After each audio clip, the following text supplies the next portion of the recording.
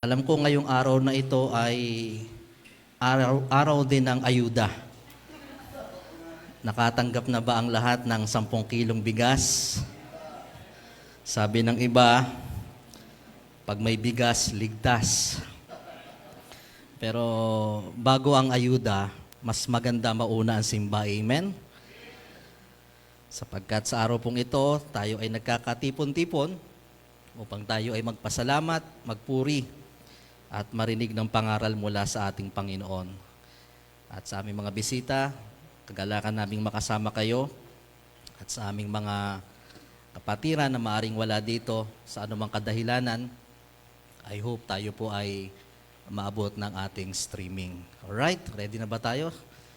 Stream natin, ready na? Loud and clear?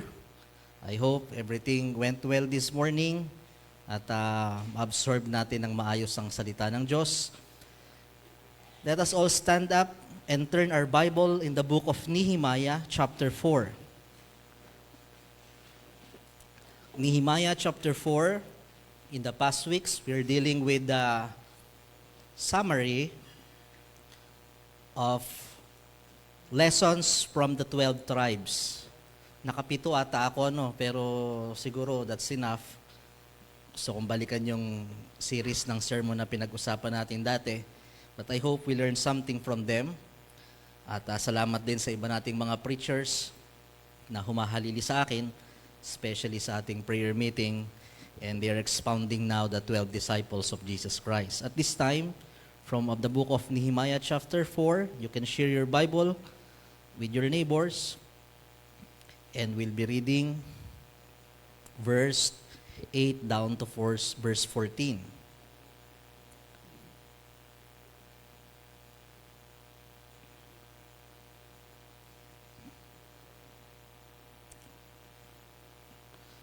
Okay, Nehemiah chapter 4.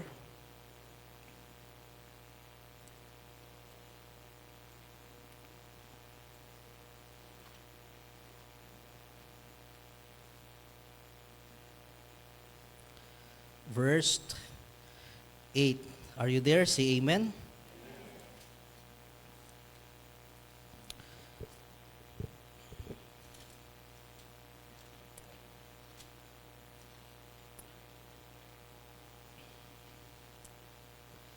Verse 8 says, "And conspired all of them together to come and to fight against Jerusalem and to hinder it."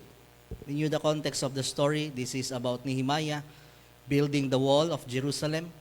After they laid out the foundation, they put the temple, but yet the wall still need to be built.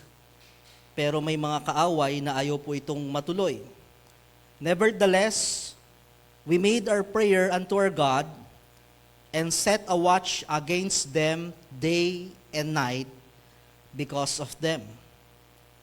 And Judah said, "The strength of the bearers of burdens is decayed.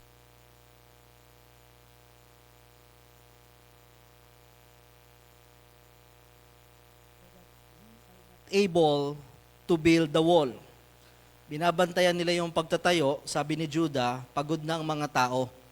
Pero ang dami pa nating itatayo. Hindi pa tayo tapos. We are not able to build the wall. Why? Verse 11, "And our adversaries said, They shall know neither see, till we come in the midst of them, and slay them, and cause the work to cease. And it came to pass that when the Jews which dwelt by them came, they said unto us 10 times, From all places whence ye shall return unto us, they will be upon you. Therefore," ito yung ginawa nila para maproteksyonan ang wall, ang kanilang pamilya.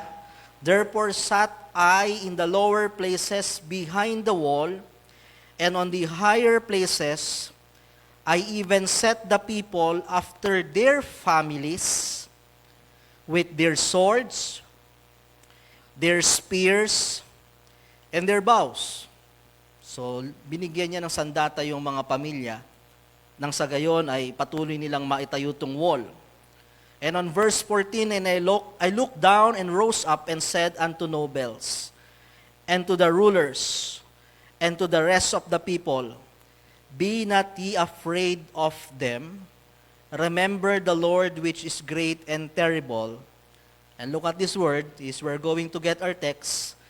And fight for your brethren, fight for your sons, and for your daughters, your wives, and your houses. Fight or guard your family. Sa pagpapatuloy ng ating serye, guard the gates. Protect what the enemy wants to destroy you. Number 2, the gate of family. Shall we go to the Lord in prayer? Lord Heavenly Father, sa araw pong ito, kami po ay lumalapit sa inyo. Kami po ay nagpapakumbaba. We are still needy people. Sa kabila ng aming kalakasan, sa trabaho na meron kami, sa aming karunungan, higit pa rin ang aming pangangailangan sa Diyos na siyang pinakang makapangyarihan, sa Diyos na siyang marunong. Lord, sa umaga pong ito, patuloy po kaming lumalapit sa inyo at humihingi ng kapatawaran sa aming Panginoon mga pagkakasala, sa aming mga pagkukulang, sa aming mga pagsaway, paglihis. Lord, sa umaga pong ito, truly if it not by your mercy and your grace, we are already consumed. Salamat Panginoon sapagkat merong lugar kung saan hindi lang naihahayag ang inyong kapangyarihan, naihahayag din ang aming kahinaan. Kaya Lord, sa umagang ito, punan niyo po ang mga kahinaan namin sa aming buhay. Lord, habang pinag-uusapan po namin, our enemy, like a roaring lion, seeking whom he may devour. He is there to kill, to steal, and to destroy. Tulungan niyo po, Panginoon, kami na maproteksyonan namin, mapatibay, magwardyahan yung mga pintuan ng aming buhay na pilit pinapasok ng dyablo. And as we are talking about family this morning, ang isa sa pinakang maliit, ngunit malalim na pundasyon at institusyon ng aming buhay. Proteksyonan niyo po ito. I pray, O God, this morning for those who are sick, heal them, O God. I pray, O God, for those who are weary, strengthen them. Lord, sa umaga pong ito, i-bless niyo po ang lahat ng pananambahan. Kung hindi man, Panginoon, naging reasonable ang aming service, the way we give our time, our talent, and even our treasure, patawarin niyo po kami. Pero Lord, sa umagang ito, help us, Lord, to absorb the Word of God, na hindi lang po kami lalabas, kami nakapanambahan, kundi nagkaroon kami ng mas malalim na pag-unawa and challenge. All throughout the week, we'll be hearing a lot of voices, a lot of things, person that can influence our mind. But Lord, this morning, may you be our influencer. May you be our voice this morning. Dalangin po namin, Panginoon, ay handa niyo po ang aming puso. Sa maiksing oras na kami magsasama-sama, ito po ay maging makabuluhan. Muli, we submit to you, O God. Bless this morning. In Christ's name we pray. Amen and amen. Please be seated. Guard the gates. Pinag-usapan po natin, I do believe, some few weeks ago, yung mga bagay na kung saan maaaring ito yung pasukin ng dyablo upang sirain ang ating buhay. The Bible says, our enemy is like a roaring lion, seeking whom he may devour.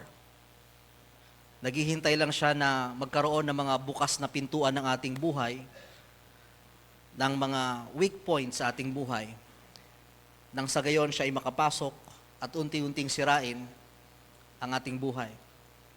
First, pinag-usapan natin yung guard the gate of faith. Bantayan natin yung pintuan ng ating pananampalataya.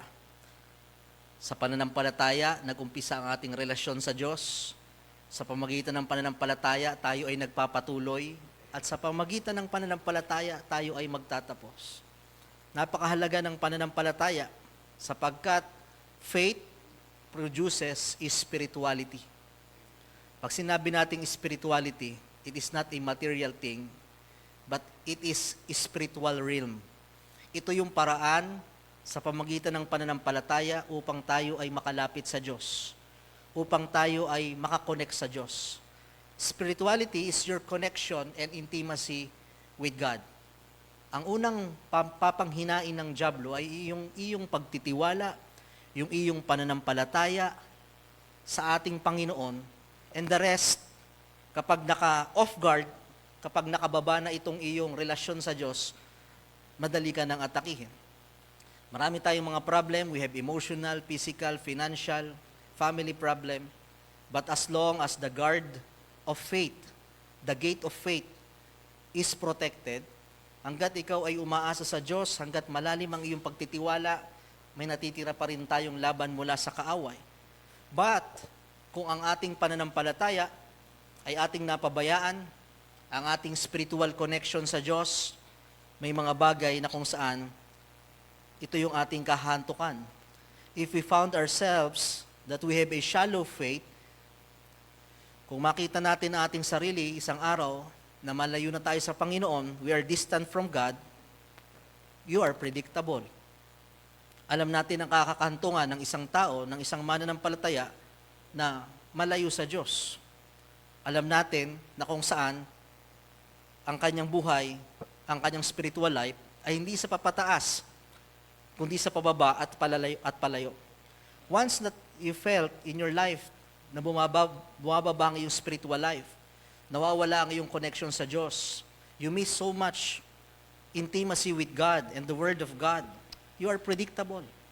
Madaling makita, madaling masabi that one of these days, matitigil tayo sa paglilingkod, mawawala tayo sa gawain. You are not just predictable, you are vulnerable. If you lose your faith, pag wala tayong connection sa Panginoon, pag malayo tayo sa Panginoon, there is a safest place, and that is the place near to the Lord. Yun yung lugar na kung saan safe tayo. But what can happen? Kung tayo ay malayo sa Panginoon, you are vulnerable. Diba? Tulad ng sinabi natin, ang leon, pag merong pack, sabihin nating deers na tumatakbo, hindi naman niya lahat atakihin yon. Hahanap siya ng naligaw, humiwalay, weak, because that is the most vulnerable. Same as true with us.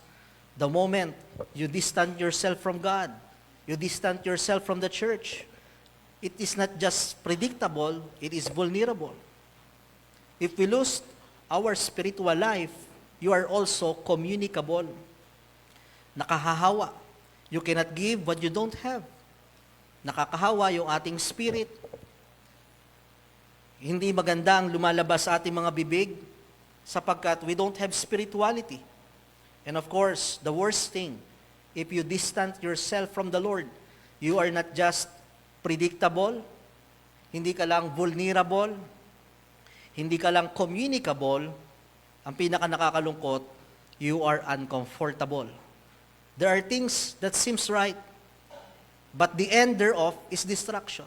Masaya sa umpisa na lumayo sa Panginoon. Masaya sa umpisa na lumayo sa church. But if you are truly a Christian, you will feel uncomfortable. You will lose your joy. The joy of serving God, the joy of intimacy with God. There's no comfort. There's no real joy apart from our Lord Jesus Christ. That's why it is very, very important to guard the gates of faith. Binabantayan natin yung ating pananampalataya. Gaano na ba ako kalayo sa Panginoon? Ano na ba yung aking mga pagkukulang? How is my prayer life? How is my devotion life? Gaano ako kadalas nakapagsisimba? Do I still have connection with God? Bantayan ang ating pananampalataya. Pangalawa, kung nabantayan mo ang iyong pananampalataya, pangalawang bagay na kailangan mong bantayan, if the devil saw that the gates of your faith is intact and protected, he will look for another gate. Tulad ng isang magnanakaw, Hindi lamang siya nakatingin sa isang pintuan, hahanap at hahanap kung saan maaring makapasok. The second gate is the gate of our family. The devil knows that if he can destroy the family, he can affect, number one, the faith. Kahit pa ikaw ay spiritually high, nasa church ka, may ministry ka, may prayer life ka, may devotion ka. Pero pag isa sa miyembro ng iyong pamilya ang naapektuhan, sinisira ng dyablo ang buhay, it could be your children, your siblings, or it can be your spouse or your partner, hindi natin maikakaila. Tayo po ay na-discourage. Tayo po ay nalulungkot at naaapektuhan ang ating spiritual life. The devil knows that if he can destroy the family, ano ang epekto no? Number one, it will affect your faith, it will affect your function. Hindi tayo makakilos ng ayos. It could be practical, secular, sa trabaho mo, sa pag-aaral mo, mismong sa tahanan mo, mismong sa church. Bakit? May dinadala kang problema. Hindi problema sa church. Hindi problema sa Diyos. May problema kami sa pamilya. May problema kaming mag-asawa. May problema ako sa anak. And it will affect your function. Hindi lamang practical. Yung function ng pamilya. Kaya nga meron sinatawag na dysfunctional family. Sapagkat hindi na ganun ang takbo ng pamilya. So, it will affect your faith. It will affect your function. And it will affect the future. May mga atake ang dyablo na hindi lang for present time. Hindi lang for tomorrow, but it will affect the future of our family. Future ng iyong anak. May mga ganyang impact ang dyablo na talagang dala-dala hanggang future. Future niyong mag-asawa, future niyong magkapatid. Sapagkat hindi lang gate ng faith or gate ng church ang gustong pasukin ng kaaway, hindi lang ang gate ng faith, isa sa pinakamahalagang gate na kailangang bantayan ay ang gate ng family. Sa ngayon, secure ang ating gate of faith. But John 10 verse 10 says, "The thief cometh not, but for to steal, to kill, and to destroy." Ang kaaway nating dyablo ay tulad ng magnanakaw, naghahanap siya ng entry point. Kung hindi niya kayang sirain ang pananampalataya mo, maaring subukan niyang sirain ang iyong marriage life, ang iyong children, your home. Because when your family is affected, your faith is affected. Dalawang relasyon sa ating buhay ang pwedeng sirain at pasukin ng dyablo sa isang tahanan. Unang-una, yung buhay ng mga anak. Pangalawa, yung buhay ng mag-asawa.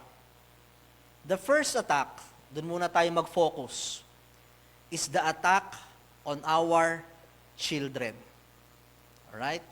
Taas nga po ang kamay ng may mga anak na, or maaring apo. Alright? Magkakaanak pa lang. I hope we can relate this morning. Disclaimer, I have not much to share about parenting. Dalawa pa lang ang aming anak, bagamat parang apat. And in my 6 years of experience, I don't believe, I believe that it's not enough. Mas marami po sa inyong may karanasan. But, minsan pa ay naging anak din ako. At naging anak din na pasaway. And of course, from counseling and seeing different families as a pastor, nakikita natin yung papaano ba sinisira ng dyablo ang buhay ng ating mga anak. We have a typical dream for our children.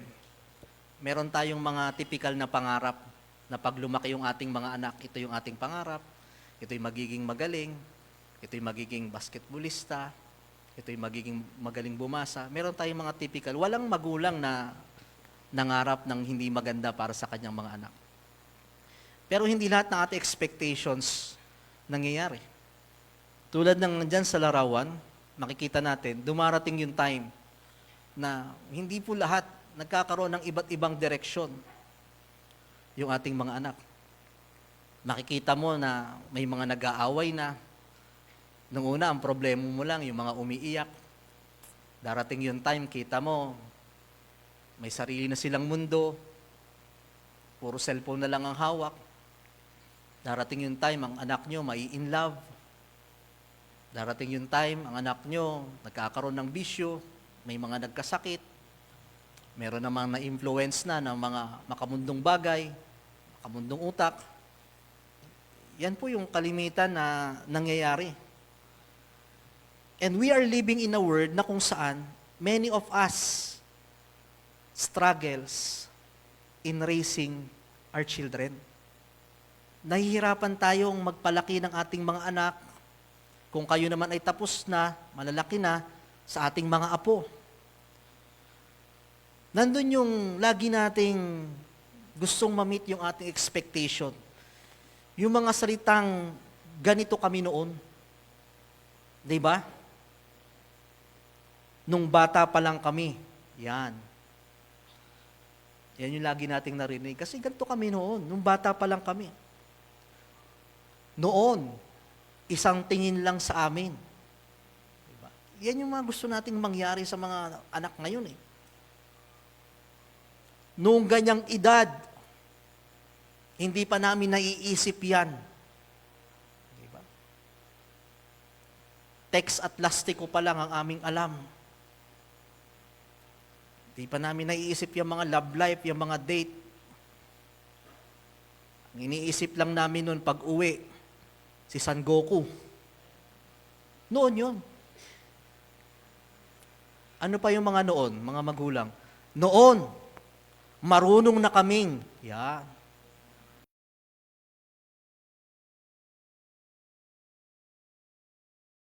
Diba, tatay yung silito? Yung edad nyong yan, marunong na kami ng... Ano pa yung mga noon? Noon, wala naman kami niyan. Marami tayong mga bagay na kung saan we compare the way how our parents raise us. Siyempre, yun yung gusto nating maging standard. Yun yung gusto nating maging buhay sa ating mga anak. But we must understand na iba yung noon sa ngayon. They are living in different settings, different era, and different environment. Yung mga struggles nila noon, yung mga kinaharap natin noon, iba yung kinakaharap nila ngayon. May mga bagay kasi na nagbago na mula noon at ngayon. May mga environment, may mga influence, may mga settings na hindi na katulad noon. May mga times that you can control them inside your home, but not outside your house. Attack on our children. Paano ba inaatake ang ating mga anak ng dyablo? Simula sa pagkabata, ang sunod nating aabangan, yung stage of isolation.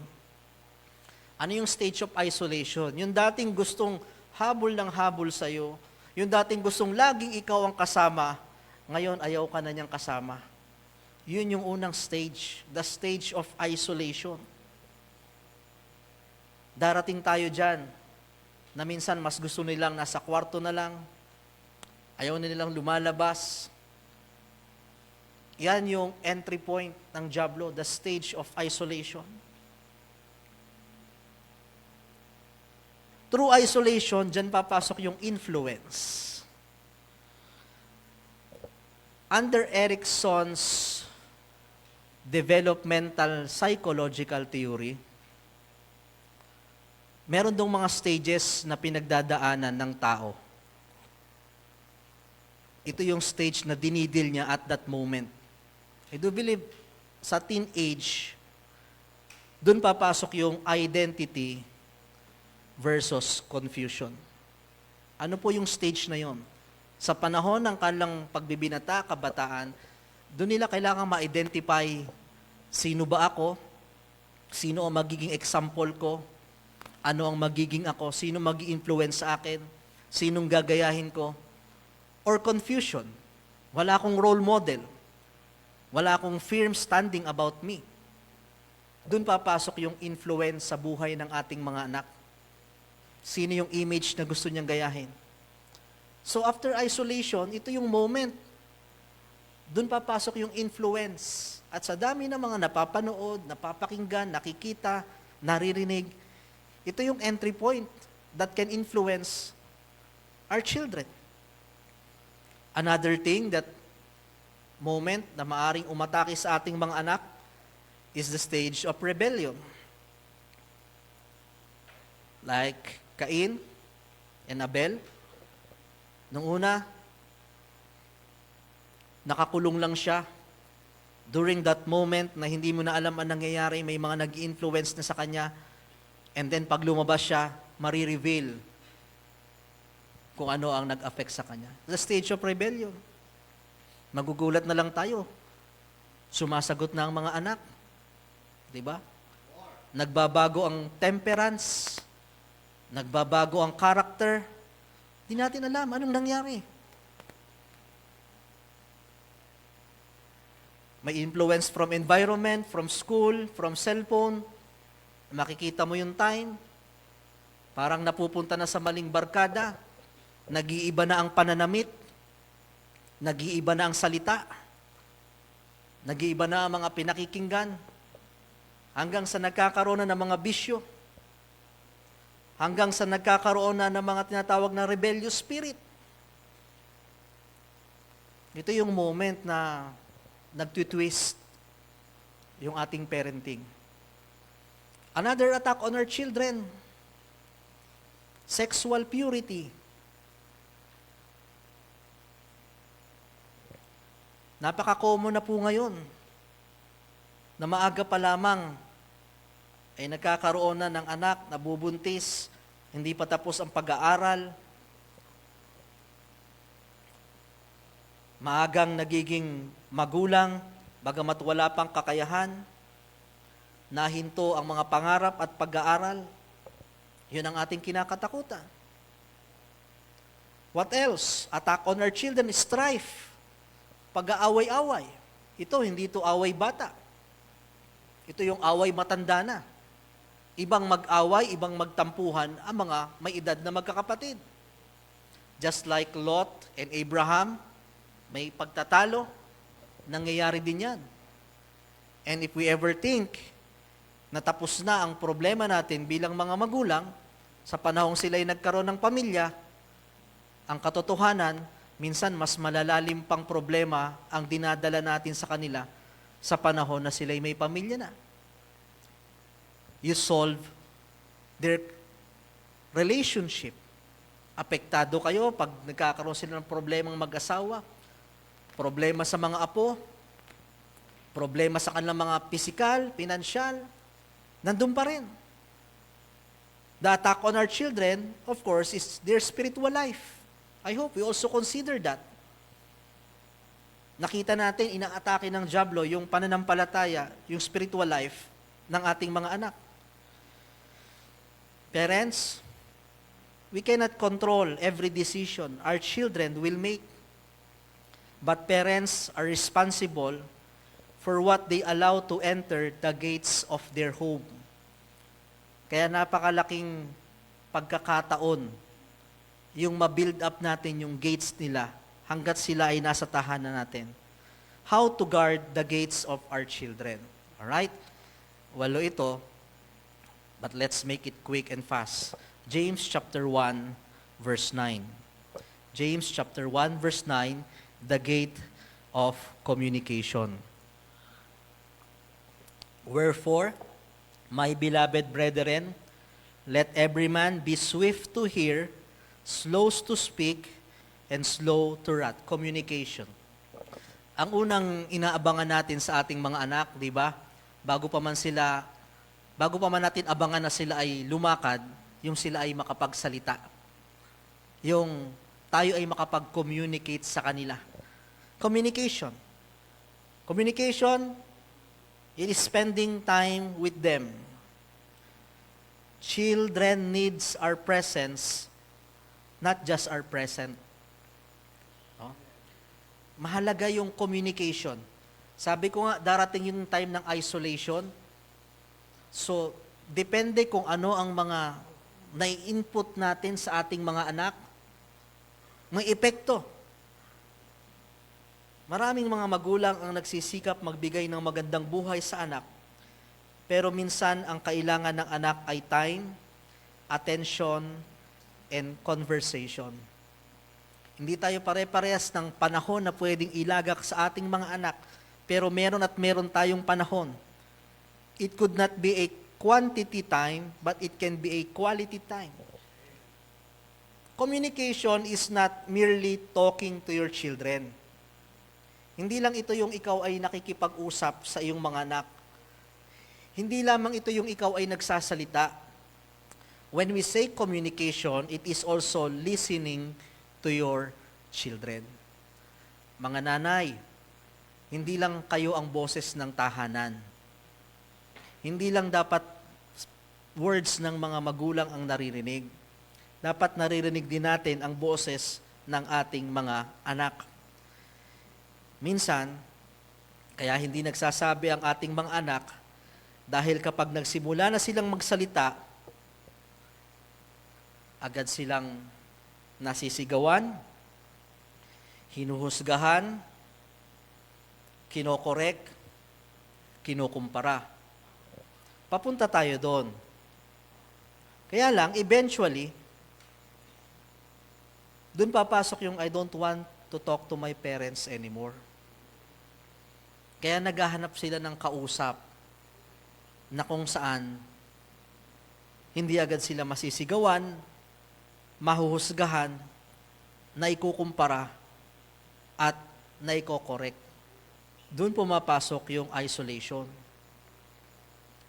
In our modern days, makikita natin dyan, our children are getting close to those who are far and getting far to those who are near. Sa Tagalog, sa panahon ngayon, hindi lang mga anak, mga magulang, yung mga malalayo, naku-communicate natin. Pero yung nasa malalapit, sila yung nagiging malayo sa atin. We lack communication. Principle in spending quality communication, it should be a positive communication. Darating tayo sa correction, darating tayo sa judgment, darating tayo sa comparison, pero mag-create tayo ng positive communication. Huwag laging pangit ang pinag-uusapan. Huwag laging negative. Nasaan na yung aking mother? Wala nga aking ina. Nung isang araw mali siyang magulang pero sabi ko, ma, huwag naman puro negative. Diba? Pagbaba ko pa lang, si ganto. Sabi ko, positive naman. Alam ko na yan. Wala naman kayong ginagawa. Diba? Mga linya na mga positive. Kasi hindi ka mag-a-attract ng usapan pagka agad, pagpangit lagi. Diba? Anong bungad nyo agad sa mga anak? Diba? Tanghali ka na, hindi ka pa kumakain, hindi ka marunong magluto, gato, Diba? Paano mo sisimulan ng positive yung pangit ang nakita? Ang hirap din, diba? Lumikha ka ng positive na usapan. Ang hirap, mahirap yun Lalo pat negative talaga ang nakikita mo. Pero, hindi kayo magko-connect. Iiwas agad. Alam mo naman, di ba? Sabi nga, ang tao na hindi tamang spirit, hindi yan magpapakumbaba, magwawala. Kailangan, maitama muna yung spirit niya. At hindi mo maitatama ang spirit ng iyong anak kapag alam niya, nasusukulin mo agad siya. Let's create a positive communication. Kahit minsan talagang wala ka namang masasabing maganda, maayos, meron at meron.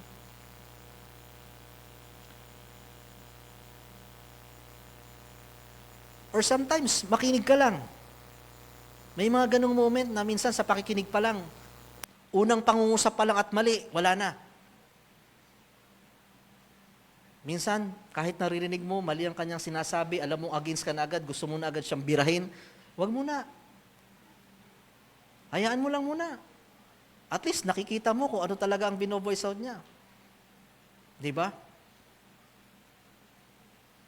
Pero pag nakikita niyang open, pag nakikita niyang positive, humahaba ang usapan. I don't know about you, how you deal with children. Iba-iba tayo. Halimbawa sa amin, diba, mga bata, siyempre, ang bungad-angad, halimbawa, mga cellphone, magkwekwento agad yan si Amir ng mga tungkol sa cellphone. No? Pag ang bungad mo agad tama na yan, kanina pa yan. Diba? Wala na. Pero, pakakagatin mo. Diba? Anak, ano ba yung pinapanood mong yan? Naku po, dire-diretso na ang kwento. Ngayon, nauunawaan ko kung ano mga pinagpapanood nito. Diba? Positive communication, pero maya-maya, anak, 5 minutes na lang yan ha. Sobra na yan. At least nakapag-express na siya. Nagkaroon na kayo ng positive communication. Tandaan nyo yun, magulang. Kahit pigil ka na sapagkat mga puro kamalian ang mga pinagsasabi na walang sense, na hindi niya naintindihang mali. Hayaan mo lang muna. Mahalaga yan sa number 2. Unang-una, positive communication. Diba? Positive communication. Pangalawa, mga anak, kayo muna ang pinai-score ko dito ha. Next week kayo. Intentional communication. Ano yung intentional communication? Mag-set talaga ng time. Kailan kayo pwedeng mag-usap? Di ba? Pag sinabing intentional, hindi yung napadaan lang. Di ba? Umupo, mahiga kayo, na kung saan talagang nag-uusap-usap lang. Hindi mo kailangan ng oras. Some few minutes. Di ba? Nakikita nyo dyan sa hapagkainan, yan ang talagang nagiging kalakaran ngayon. Maging intentional. Sa amin may rules. Pag kumakain, wala talagang cellphone. Ay magagaling yung sina Amir. Talagang may mga patungan pa talagang... Hindi. Be intentional. Ito na lang yung time. Nagkwentuhan tayo. Positive talk. Kamustahan. Pagtutulog, may 5 minutes man lang na kamustahan, kwentuhan. Be intentional. O may time na tayo ay kakain. Kung di man sa labas ng bahay, kahit sa loob. Naalala ko dati nung bata kami, meron kami tinatawag na Canton Fellowship. Weekly yun. Kaya kami nagkaroon ng kidney dahil sa Canton Okay? Canton Fellowship, kung ano man yan, kung fishbowl fellowship man, anak, patay lahat yan ha. Magluluto tayo. Kwentuhan tayo. Quality time. Again, the first principle, positive. Okay? Yung maganda naman muna ang pag-usapan. Naalala ko, nung kami ni na Jane, lagi kami may family, meeting. Pag sinabing meeting ako, ano kayang topic? Sino kayang bubuljakin ngayon? Pero pag ang pag-uusapan, mana, pera, aba. Medyo, bilis magbihis Hindi naman, pero bandang huli, nandun yun. Be intentional. Diba? Kasi communication, napakalaga yan Diba? Yan yung una. Hindi lamang communication between magulang-anak, communication between magkakapatid. We should check that. Mamaya, mapapasagian natin yan. Bakit may mga magkakapatid na nagkaroon ng hidwaan, hindi nag-uusap? Kasi pwedeng kayo ay okay as parents and children, pero silang siblings, apektado ka rin. Communication. It took humility. Especially pag malalaki na, yan ang mahirap ayusin. Kailangan lang merong isang magpakumbaba. So, first step, di tayo masyado expand dyan, is your communication. Kamusta ang iyong komunikasyon sa iyong mga anak? It applies to all. kahit malalaki na. Remember the first conversation that you have with your children na hindi mo pa naiintindihan kung anong sinasabi pero nakaka-connect ka sa kanya. Communication. Number 2 is connection. Wala akong slides after that. Nagka-problema yung laptop ko kagabi. Nung sinave ko na. Nanood kasi ako nung Alex Iyalay nung madaling araw. Okay. Nung itutuloy ko, hindi ko alam ba't nawala yung mga ginawa kong slides. Okay. Pero please bear with me. Connection. Ito ha. Bilis ng oras. Number 2 pa lang ako. After ng communication, connection. Pastor, di ba parehas lang yon? Mas malalim ito sa communication. Yung connection, ito yung entering into the realm. Hindi ka lang nakikinig, hindi lang kayo nag-uusap, naiintindihan mo na ang kanyang buhay, nakikilala mo siyang mas malalim sapagkat pumapasok ka na sa kanyang buhay. Connection.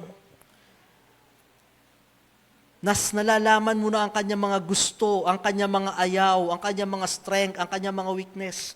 Ang kailangan natin, hindi lang tayo nagko-communicate, nagkakaroon tayo ng connection sa ating mga anak.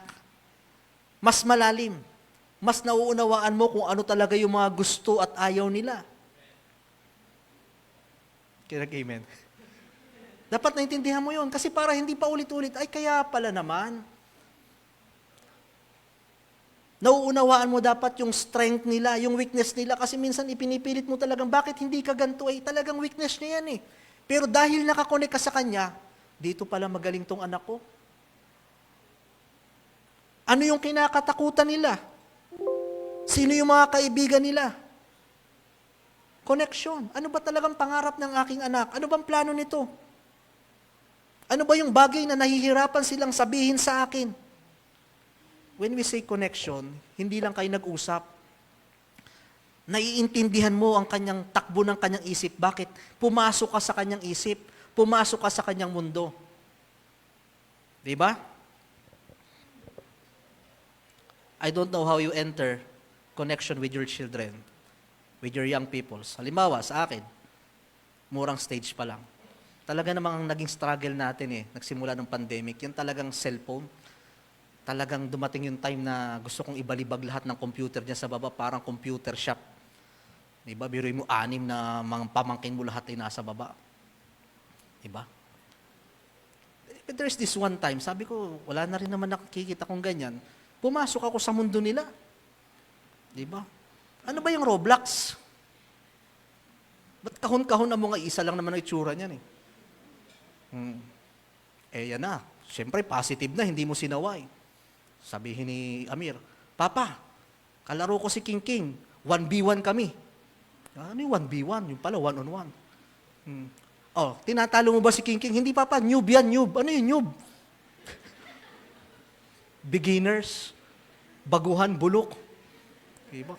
Hindi ako yung umuupo na ngayon, naglaro na rin ako. Bakit ang galing pumutok ni Hebron? Naka-auto-aim yan, Papa. Ano ba itong mga mundo ng mga ito? Nalalaman ko na ngayon, yung mga words, yung mga 6-7, yung mga kung ano-ano. Diba? Eventually, doon ko sasabihin, sige anak, nakapaglaro na tayo. Diba? Later on yung correction. Pero at least naiintindihan ko na. Diba? Nung isang araw may pinapanood na naman. Ano na namang mundo yun? Mundo ni Skibidi Toilet. Alam niyo ba yun? Ang mga cartoon character ngayon, bilhin mo ang mukha, toilet bowl. Ano yun? May speaker man. Nung isang araw, sabi niya, Papa, may nakitang box ng sapatos, gawin mo tong TV man. Ano yung TV man? Yung cartoon character na ang mukha ay TV. Di may box ng sapatos, binutas ko, naglalaro sila ng mga TV man. Yung pala yun. Nakaka-connect ka ngayon. Mas nauunawaan mo yung kanilang isip, yung kanilang galawan. Diba? You connect. Paano pag ang iyong anak ay mas may edad? Paano ka makakakonect?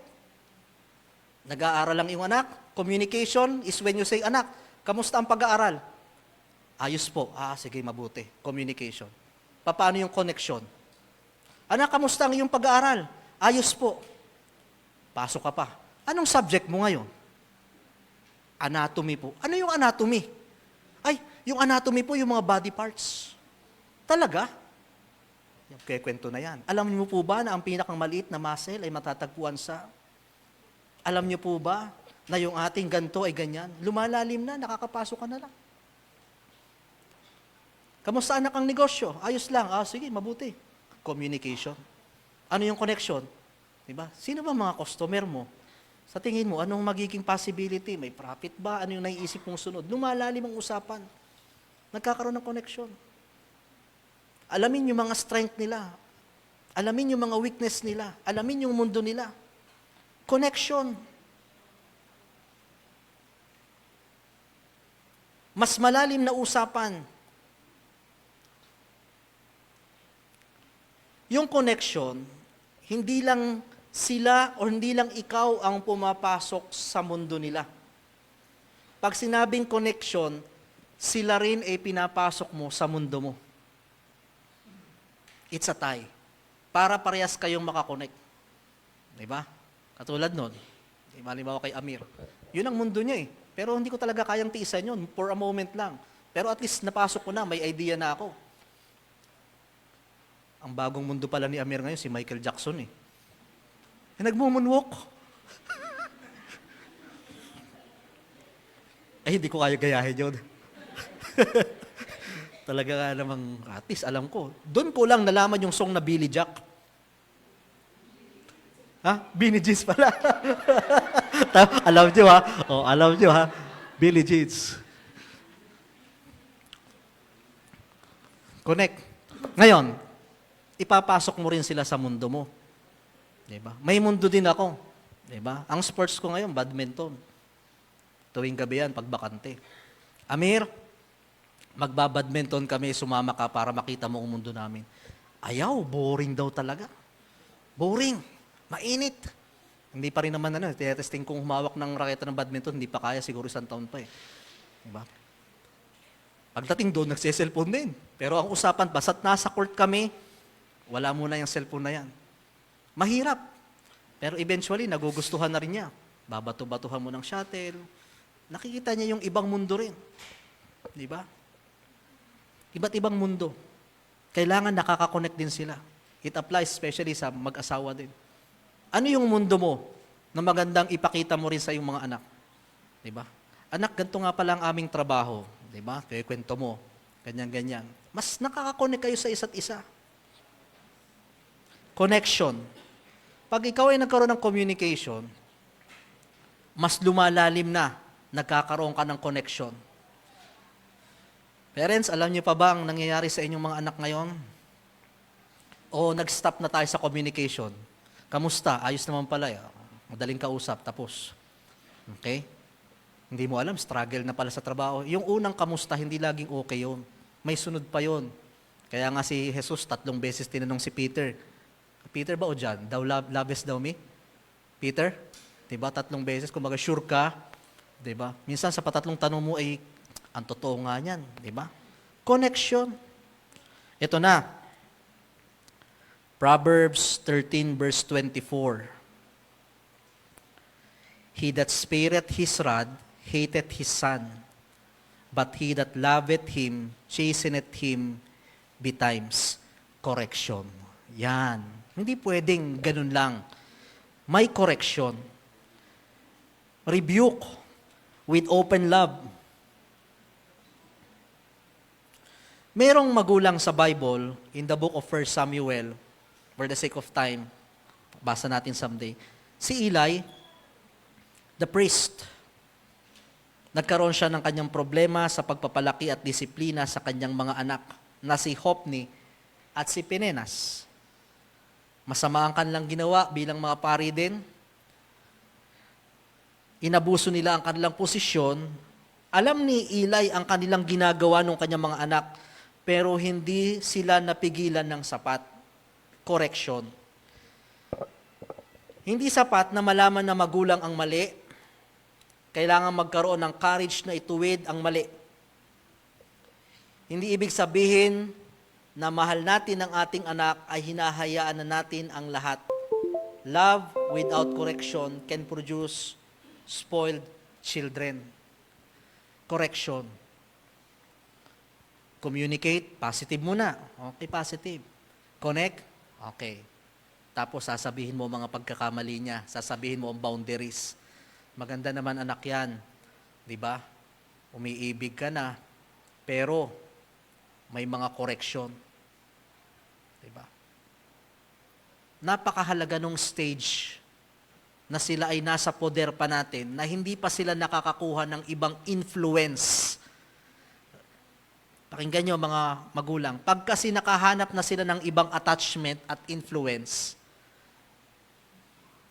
minsan hindi na pinapakinggan yung ating correction. Most of young people, they are not looking for advice. Ang hinahanap nilang advice, yung pabor sa kanila. Right? Pero kung na-develop mo yung tamang pag-i-implement ng rebuke, ng correction, hindi nila iiwasan yun. Pag nagsimula ka sa communication, connection, and then correction. Napakahalaga ng stage na yun. Dapat sa bahay, ang mga anak may kinakatakutan. Napakahalaga ng stage, yung developmental stage na maliliit pa lamang, nag-sink in sa kanila na meron dapat kinakatakutan. Meron dapat nagtatama na mga pagkakamali. Alam nyo, yung inyong mga anak, pwede mong ibigay ang lahat, pwedeng hindi mo itama, pero pag lumabas sila sa ibang environment, feeling nila kanila ang lahat, feeling nila walang magtatama sa akin, walang magko-correct sa akin. Not all the time, wala sila sa sarili nilang kaharian at tahanan. They will be having problem. It is very important to have correction. Open love. Ang correction, hindi dapat motivated ng galit. Hindi dapat because of pride. Ang correction, hindi para hiyain. Hindi para maghigante. It should be motivated by love, protection, building characters and their future. Correct the behavior without destroying the child. Diba? Papaano? Anak, mali ang iyong ginawa. Okay? That is a positive way. Papaano yung ibang paraan? Anak, wala kang kwenta. Okay. Kasi nga, hindi tayo motivated eh. Mas nangibabaw yung galit kaysa sa love. Di ba? Kasi nga, umpisa pa lang ng communication, negative na agad, kaya dire-diretso na yan. Ayaw mo nang kumunik, ayaw mo nang unawain talaga, kaya ang correction mo din, ganun. Di ba? Kaya ang hirap din mag-correct eh. Kaya talagang minsan, maganda, nagpapakalma rin muna tayo eh. May timing ang correction. Merong instant na kailangan, hindi pinapatagal, pero may timing. Condemn the wrong, but don't destroy their identity. Lahat naman tayo guilty dun eh, di ba? Talaga namang, syempre, pinapamukha din natin ang pagkakamali. Alam ni Eli yung ginawa ng kanyang mga anak, ngunit hindi niya sila napigilan ng sapat. In the book of 1 Samuel, ito ang danger kapag love becomes tolerance. Number 4 na ba? Number 3 pa lang. Ha? Communication, connection, correction. Okay, number 4, constraint. Ano yung constraint? Kasunod to ng correction. Pag nag-correct ka, okay, may kasunod yun. Mag-establish ka ngayon ng boundaries. Makikidugtong na nga lang yan. Kalagyan number 3, correction. Number 4, constraint. Ano yung establish? No. Kaya minsan, paulit-ulit. Kasi hanggang dun ka lang sa correction. Hindi ka nag-establish ng boundaries and rules. Alam niyo, mahalaga yung mahirap mag-correct pagka medyo matagal niya ng, wag din nating isipin na mabilis nating maitatama pag matagal niya ng naging buhay yun. Diba? Halimbawa, relationship. Hindi mo pwedeng pigilan niya ng isang araw lang. 5 buwang nagmahalan yan. Hindi mo yan mabubura agad. Diba? Yung kanyang bisyo, hindi mo yan mapipigilan ng isang araw. Yung pagsa-cellphone, hindi nyo kayang pigilan ng isang araw yan. Biglang wala na lang, nakatanim na sa isip yan. Dinivelop na yan eh. Hinayaan natin yun eh. Orientation. Sa umpisa pa lang, dapat malinaw na yung rules. Reorientation, kung nagkamali. Reorientation. Diba? Maliwanag. Hanggang anong oras lang pwede ang cellphone dito. Diba? Magko-constrain ka. Kailangan basagin mo yung activities niyang yun. Nung walang pasok, nung nakaraan, talagang struggle. Struggle sa mga cellphone. Kasi nga naman, walang gagawin. Ano nga naman gagawin? Doon ka papasok. Connection. Ipasok mo siya sa mundo mo. Pumasok ka sa mundo niya. Gawan mo siya ng ibang activities. Babasagin mo yun eh, kasi hanggat walang replacement, hindi niya basta makakukuha yun eh. Ang hirap. Ang hirap, talagang nakikita mo, nag-iibang attitude, nakikita mo yung mga temper, pero kailangan mo mag-constrain, kailangan mong panindigan yun. When you say no, kailangan be firm. Dapat maintindihan ng mga magulang, ng mga anak, pag sinabi ng tatay na no, no talaga yun. Ang problema, pag sinabi halimbawa ng tatay, no! Mamaya kukuha rin ng nanay, anak, ito na oh. Sus ko po. Pagtingin ng tatay sa nanay, anong sagot ng nanay? No! Kamot na lang yung tatay. Kailangan, nakikita nila pag sinabi talagang hindi yun, hindi yun. Diba? Be firm. May batas. At ang inyong mga anak, hanggat maliliit pa yan, dapat kayo ang panalo sa tahanan. Nasa bahay nyo eh. Kumakain sa inyo. Wala namang trabaho. Kahit naman talagang wala na, may karapatan pa rin. Pero dapat dun pa lang, inorient mo na, hindi ka mananalo sa akin. Sa maayos na paraan. Alam yan ng mga kasambahin namin, pag kumakain kami. Diba? Si Amir, napaka-arte niyan eh. Okay? Mapili yan. Huwag mo lang masasagi yung kutsara niya, hindi niya nang kakainan. Okay? Alam mo dapat yung strength at weakness niyan. Magaling naman yan sa mga drawing. Ano. Yung mga ulam-ulam na mahirap pakainin, alam ni Amir ang aking rules. Kung ano ang linagay ko dyan, kainin mo. Diba? Talagang tiyagaan kami doon. Walang aalis ng ano. Diba? Hindi ka makapaganto, hindi ka pagbaganyan. Talagang lupagi na. Batas yun. Dapat doon pa lang nakikita niyang talagang may constraint, may rules. Kay Amir, na-apply ko, pero doon sa babae talagang hindi eh. Binabato yung plato eh, pag talaga. Hindi pa niya naintindihan yung correction. Yung, hindi pa. Darating tayo dyan pagkaanuhan. Pagka kasi may edad na, mga young people na, hindi, nasanay silang, wala yung batas na yan. Okay? Hindi nila susundin yun. Magkakaroon ng reorientation ulit. Medyo mahigpit. Okay? O sige. Okay, may rules ha. May kasintahan ka, pero pag sumablay ka, ito ang usapan din. Diba? May mga rules.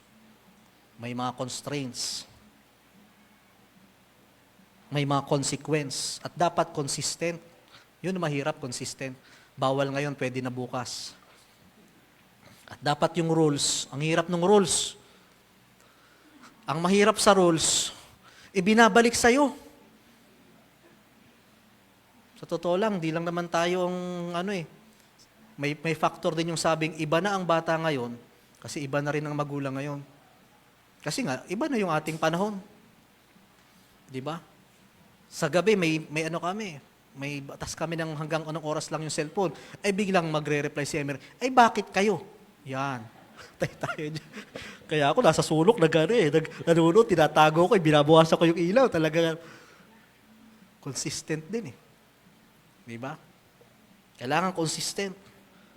Children need boundaries because boundaries provide protection. A gate is not designed to imprison the people inside, mga kabataan. It is designed to protect them from danger. Kaya ang rule sa bahay ay hindi dahil gusto lang kontrolin ang mga anak, pero it is because there are things you are not yet mature enough to handle. Hindi mo pa alam hindi mo pa kaya. Dapat malinaw ang curfew, malinaw ang paggamit ng gadgets, Malinaw ang social media. Malinaw kung sino mga friends. Malinaw pagdating sa pera. Sa schools. At iba pa. Number 5, hanggang dito na lang muna siguro tayo. Okay? Communication, connection, correction. Number 4, constraint. Okay. Hindi, ang ganda, no? Nag-uusap kayo, nag-uusap. Okay. Positive muna. Nakapasok ka na ngayon. Alam nyo, doon sa pagpasok nyo, minsan hindi nyo nagugustuhan yung sinasabi. Kung bagay may red flag na agad, wag muna. Paano ka pa makakapasok lalo? Di ba? Para mas naunawaan mo yung ano yung i-correct ko mamaya. Okay? Kino-correct mo na. Pero dapat i-constrain mo yun talaga. Dapat maliwanag yun. Okay. Pag maayos ang lahat, pag sumunod at may mga dapat purihin, number 5, complement. Ano yung complement? Okay?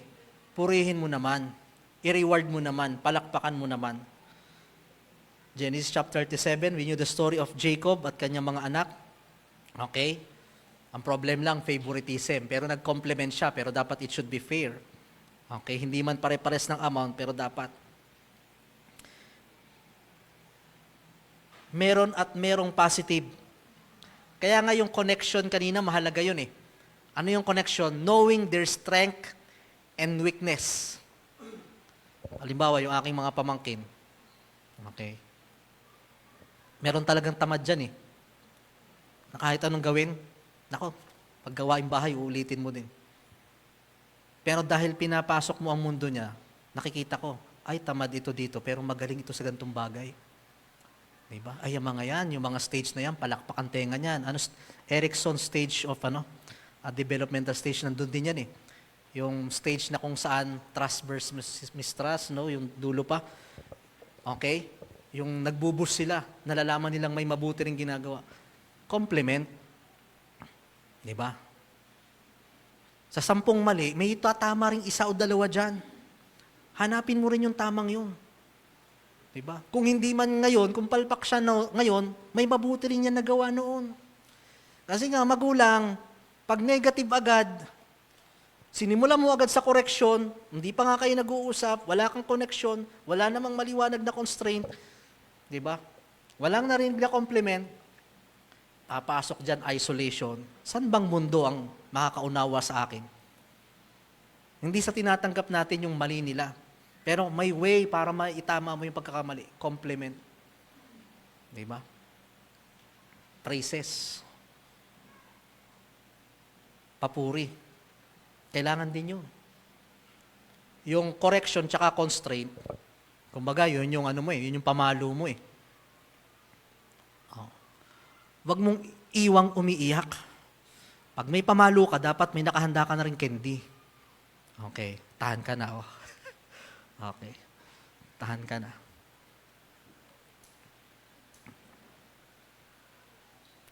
Compliment. Bilang mga anak, gumawa din naman ng paraan para magkaroon ng compliment sa inyo. Diba? Magpakita rin naman. Diba? Yung pagbibigay ng reward, iba-iba rin talaga yan eh. Katulad ni Jacob, bagamat favoritism, talagang nakita niya na may nag-stand up. Compliment. Ngayon, kung talagang wala, pasok ka sa mundo niya, saan ba magaling ito? Kung yun talaga, doon ko na lang aasahan. Kung talagang hindi ko maaasahan sa pag-aaral, baka sa ibang bagay naman. Compliment. Papuri. Diba? Ano ang compliment na pwede niyong ibigay sa inyong anak? Doon ka muna sa correction and constraint. Ano bang mga kamalian nakita niyo sa inyong anak? Magbigay ng 10 weakness at kamalian ng inyong mga anak. Mabilis ano? Okay. Magbigay naman ng compliment. Diba? Yun yung nagbubus sa kanila kahit papaano. Tapos ibabalance mo na yan ngayon. O anak, magaling ka sa ganito. Kaya lang ito, pagbutihan mo din ha, napapabayaan mo to. Hindi lang pag-aaral. May party tayo sa bahay. Kung di available tong oras na ito, gawin mo ito dito, dito. Mahirap eh. Yung ganyan kasi, hindi mo rin magagawa pagka hindi tama rin ang iyong spirit. Pag nangibabaw na agad yung inis, yung sama ng loob, yung expectation. Masarap pag naramdaman mong nagko-connect-connect kayo. Either it is correction, constraint, or compliment. Diba? That's how it works. Compliment. Yung mga rewards, wag natin basta-basta ibigay. Yun din yung natutunan ko nitong mga nakaraan. Na wag lahat ng ituro ay ibibigay mo. Iparamdam mo sa kanyang nakukuha yan through rewards. No? Through rewards. Ba? Hindi yung pag napapasyal kayo, dati automatic, basta't pumunta kami ng Unitap, kuhanin mo, pero ngayon hindi. Laging may ano muna, may click. Pumasok ka muna ng 1 linggo, walang absent. Aba? Si Amiriano 8 na ata agad ang absent. Oo. Nakakabuo na ngayon, 1 linggo. Ang hirap din kasi sa mga bata, yung dating 1 oras ka lang, biglang 7 oras eh. Compliment. Nung 1 araw, pinagmamalaki yung kanyang mga papel. Score, 1 to 10. 6 out of 10. 7 out of 10. Meron pa doon, 3 out of 10. Aba, maya-maya kita ko yung 10 out of 10, 9 out of 10. Sabi ko, ayos lang yan kung anong makuha mo. Binigyan ko ng reward. Pag naka-8 ka sa susunod, pwede kong i-check out yung nasa Shopee mo. 8 lang, pwede na yun. Baka naman ma-pressure sa 10. Pero 9, pinakita. Tapos, sige, basahin mo muna itong mga ito. Diba, basahin mo muna itong mga ito. Yung 1 araw, nanghihingi. Pambili daw ng dyan, French fries at saka juicy fruit. Diba? Hindi rin. Kumbaga, hindi ko pinapadama muna. May alkansya yun, may savings niya kanya yun eh. Ay nakasarado. Hindi agad ako bubunot. Do something good. Kung ano pa man. Pero stage pa lang yan. Okay? Iba yung approach nyo pagka malaki na. Pero mahalaga po kasi yung foundational. Mahalaga yung foundational. Orientation yun eh. Pag hindi mo na-orient ng tama, paglaki ganun din. Pero, sakali man, we can reorient. Consecration, consistency, commitment, and covenant. Okay? Tuloy natin next week. Amen?